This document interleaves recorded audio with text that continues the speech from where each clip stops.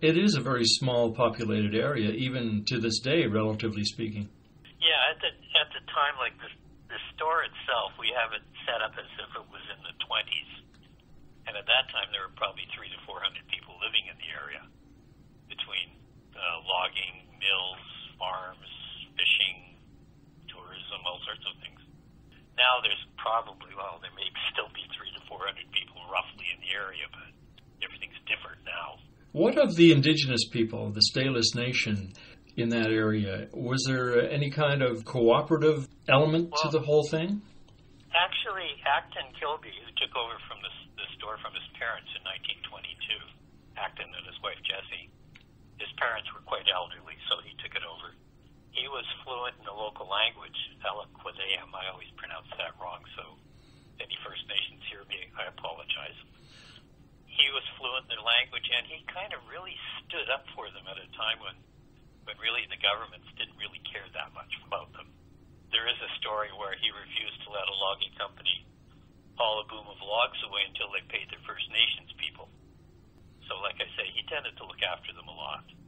And so he had a good rapport with them.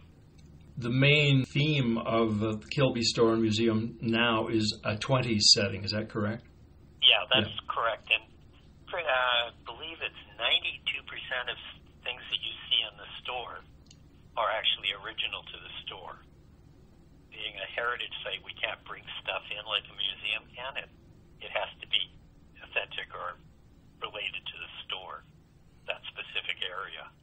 So actually some of the stuff in there still has the original product in it. If it didn't sell, the Kilbys just stored it away somewhere upstairs or wherever. I like to tell people when they come in that I can make them a nice 90-year-old cup of Ovaltine if I can chisel it out of the tin. And surprisingly, nobody's taken me up on that offer yet. So. Well, at least that way there are no fatalities. Yeah.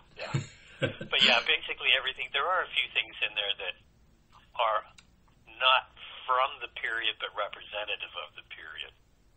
Like some of the stuff, mops and things are newer, but are identical to what you would have purchased in that store at that time.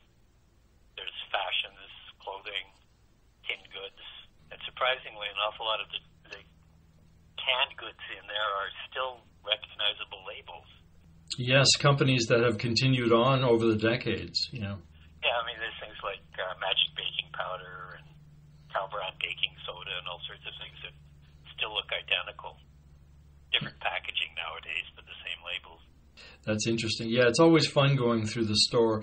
Now, when did the part of it that is the farm, you have the animals there, how was that incorporated into the whole idea of a historical site? Well, originally there was a farm there as well. Acton Kilby raised purebred Jersey cattle. I think he had a herd of something like 30, I believe. And he was the president of the milk marketing board, so there was also a milk train that went into Vancouver every day from Ruby Creek. So there was always a farm there, and like most rural areas, you're going to have chickens and pigs and whatever. I know Acton, when he took over from his parents, he quickly sold off all his father's pigs because he hated pigs. But they did have a few for bacon and whatever. When did the addition of the cafe area take place?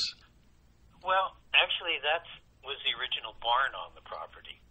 So I'm not familiar with when they opened it as a coffee shop kitchen, but that was part of the original property and in the same location. Because we have pictures of that building in the 1948 floods with about a 36-foot gill netter floating in front of it. So probably 4 or 5 feet of water on the ground at that time.